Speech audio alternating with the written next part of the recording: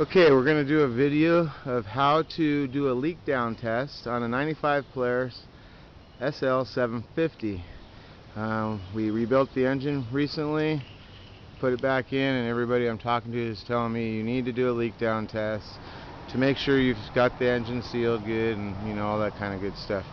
So we're performing one. Basically what you need to do is remove the upper exhaust manifold, okay? Then you take a tennis ball, you cut it basically in half and turn it inside out. It's not going to be exactly in half. You're going to want a little bit of the bigger section. That's the part that went inside, but I turned it inside out, and it's rubber on the inside. And then you can force it in, just push it in, force it in, and the rubber creates a good suction or seal for your exhaust. So you want to take the exhaust off, do that. Then you want to take your carburetors off.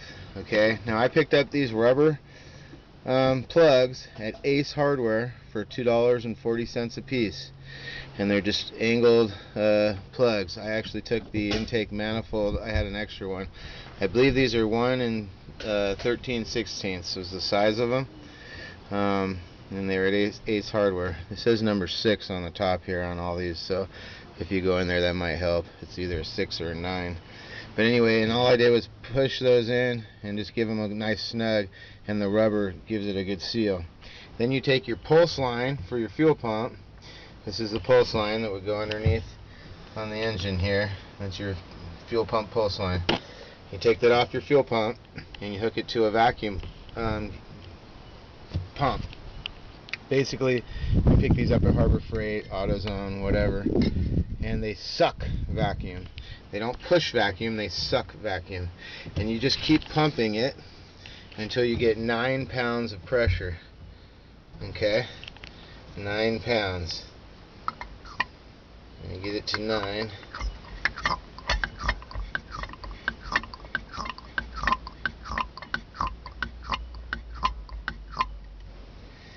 And then you want to just monitor that. There's a video. There's some discussion on this topic at greenhulk.net. I believe what they said was to set it to 9 pounds, and it should hold for at least 10 minutes.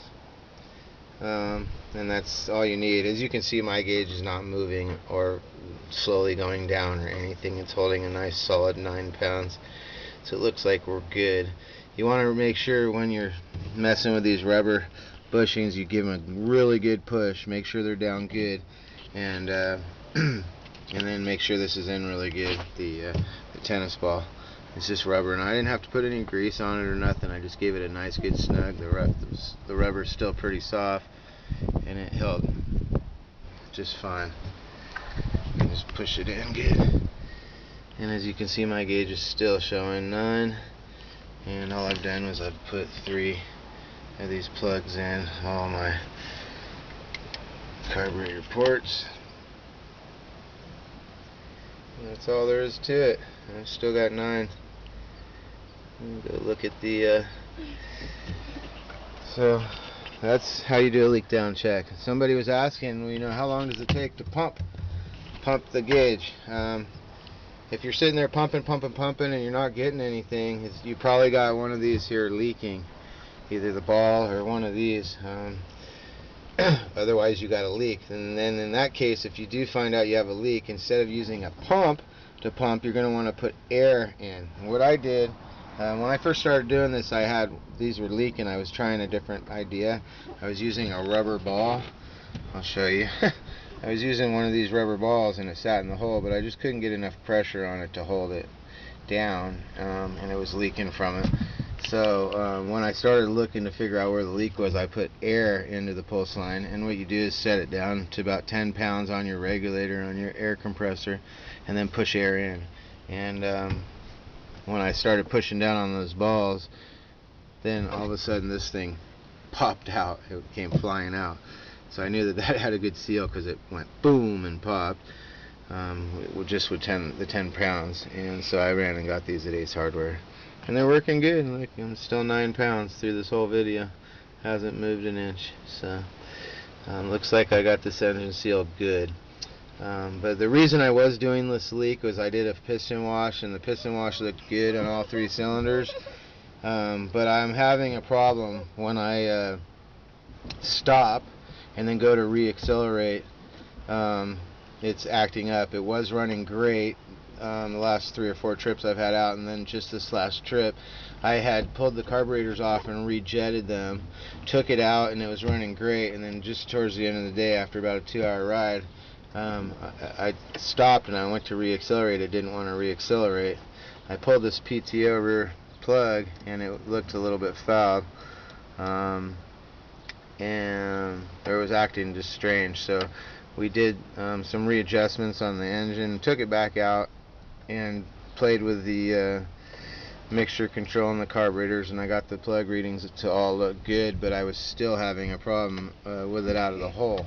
It's a severe bog. I actually have to play with the gas just to get it going, and so I just wanted to make sure I didn't have a vacuum leak in the engine causing a lean condition.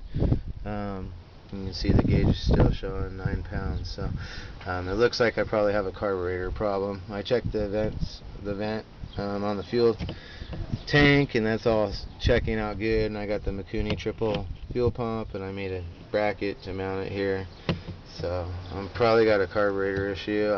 I did a test on the carburetor's pop-off pressure check yesterday, and everything seemed to be okay, but I'm going to tear them apart again, just make sure my circuits aren't having a problem.